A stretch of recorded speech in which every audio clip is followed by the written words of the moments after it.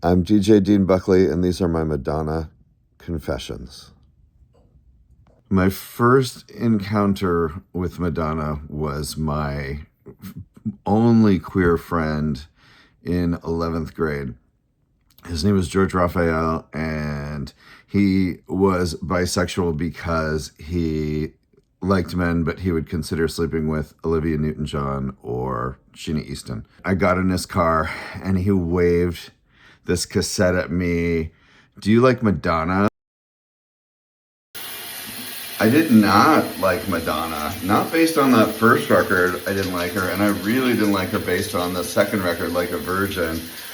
Those videos were ubiquitous. I was a new wave kid through and through, and they were just too pop and too everywhere. In retrospect, of course, Burning Up is a fantastic song, and Holiday is a jam for the ages.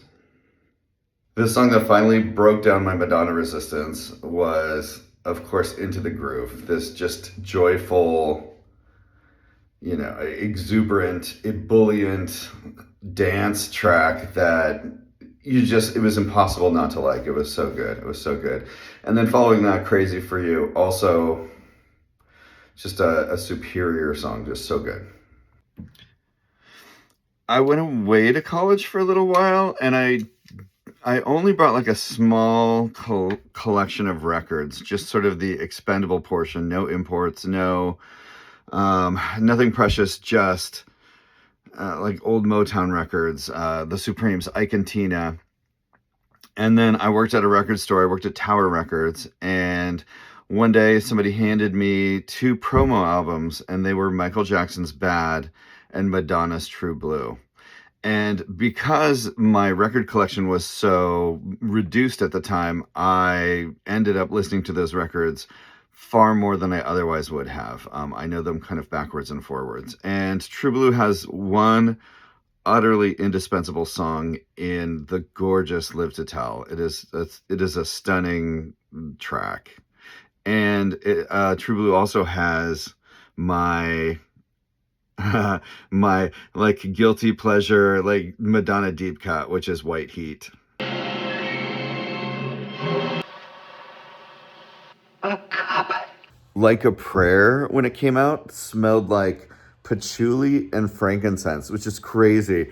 It was not done cheaply either. It was actually sprayed into the packaging, not an automated process, so it had to at least be like hand sprayed or semi-automated at best. So it's super expensive, but also because it was done so expertly, you can still smell the patchouli and frankincense in modern times. It still smells like that.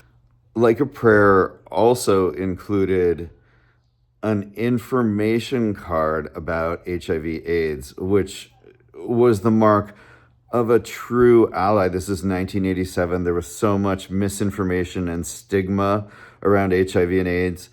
And this,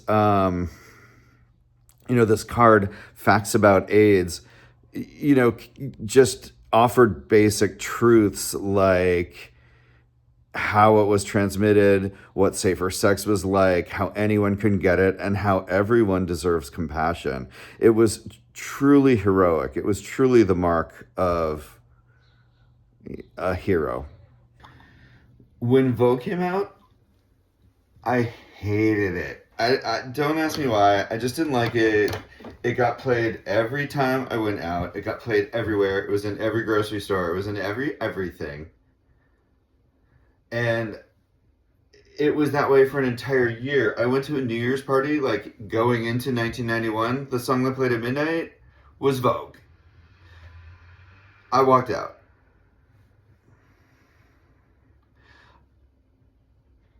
Now I can tell you, now of course I like it. We just needed a little space. But that VMA performance was incredible with Madonna in the powdered wigs and the Victorian dress. Incredible. My friend Fred Houghton had an extra ticket and no one to go with to the Blonde Ambition tour. And I was like, okay, I'll go, but I won't pay for it.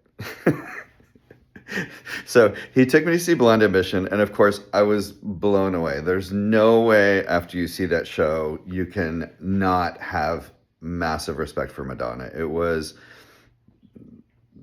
like just a unforgettable show.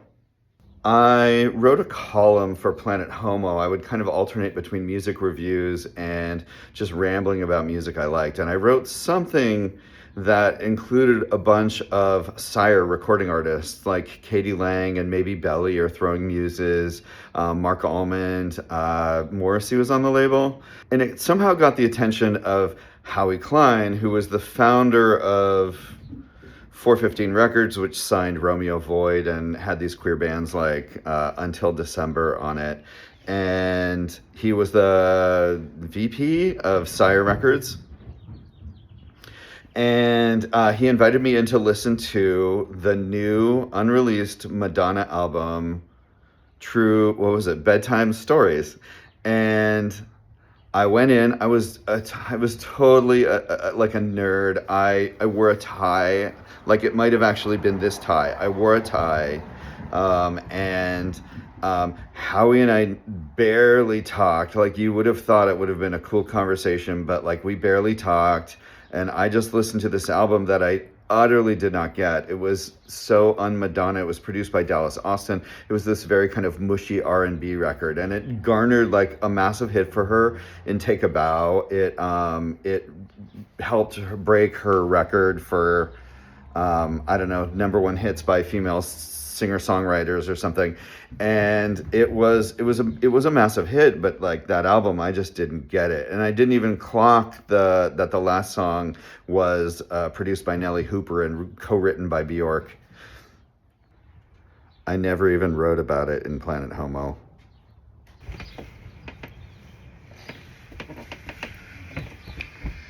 William Orbit is one of my just remix heroes. He remixed Jimmy Somerville, You Make Me Feel Mighty Real is phenomenal.